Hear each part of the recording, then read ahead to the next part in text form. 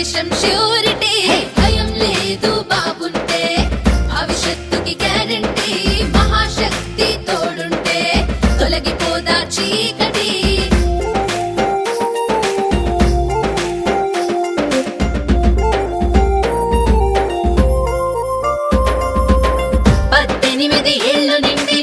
ప్రతి స్త్రీకి 1500 ఆడబిడ్డ నిధిగా తెచ్చి అందించే ఆత్మగౌరవం చదువుకునే ప్రతి బిడ్డకి ఏటా 15,000.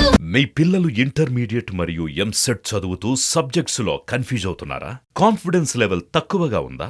రిపీటెడ్ మిస్టేక్స్ చేస్తున్నారా? అయితే మీకోసమే ఉంది రైజ్ యాప్.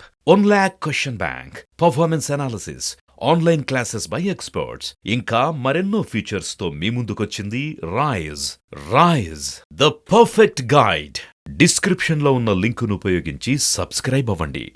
ప్రతి తల్లికి వందనమంటూ చంద్రన్న తెచ్చెను పథకం, ఇంటి దీపం వెలిగించే ఇల్లాలికి ఓవరం, ఏడాదికి ఉచితం 3 గ్యాస్ బండ్ల బహుమానం, ఉచితంగా బస్సుల్లో ప్రతి మహిళకు ప్రయాణం, మహాశక్తి పథకంతో మారనుంది భవితవ్యం.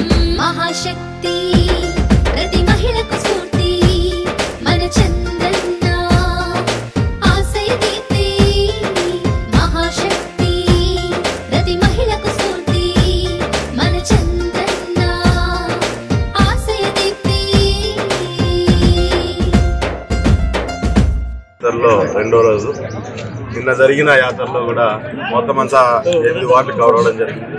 దాంట్లో మొత్తం అందరూ కూడా ప్రజలు వారు ఎదురవుతున్న సమస్యలు, వార్డుల్లో ఉన్న సమస్యలు, దాంతోపాటు వాళ్ళు రోజువారీగా ఎదురుపడుతున్న సమస్యల గురించి కూడా మాట్లాడడం జరిగింది. ముఖ్యంగా మహిళలు ఈ పెరిగిన రేట్ల మీద చాలా ఇబ్బంది పడే పరిస్థితి ఎక్కువగా కనపడుతుంది. చాలా ఇళ్లలో ఈరోజు మనం చూసినట్లయితే ఈ పథకాలు కూడా పూర్తి స్థాయిలో అందలేని పరిస్థితి. అందుకంటే ముఖ్యంగా నాకు విచిత్రంగా కనపడుతుంది, రేషన్ కార్డులు పోయినాయి. గత 5 ఏళ్ళ నుంచి చాలా మందికి రేషన్ కార్డులు పోయినాయి, చాలా మందికి పెన్షన్లకు అర్హులు కాకుండా పోయినారు. ఈ రకంగా అనేకమైన సమస్యలు ఎదురవుతున్నాయి. మరి రెండోది వచ్చేటప్పటికి ఇప్పుడు బాధిత కార్మికులు కూడా గత కొన్ని రోజుల నుంచి సమ్మె చేస్తున్నారు. ఈ సమ్మె చేసినప్పటి నుంచి కూడా టౌన్ అంతా కూడా ఎక్కడికక్కడ చెత్త తీయకపోగా మొత్తం వార్డులో ఉన్న వాళ్ళు కూడా ఆ స్మెల్కి ఇబ్బంది పడే పరిస్థితి ఉంది. మరి ఈ టైంలోనే కాదు, గతంలో కూడా ఆఫీసర్లు నెక్స్ట్ టైం గవర్నమెంట్ వచ్చినట్లయితే ఈ క్లీన్లీనెస్ మీద పూర్తిగా దృష్టి పెట్టమని చెప్పి కూడా చాలామంది మహిళలు కూడా పదే చెప్పడం జరిగింది.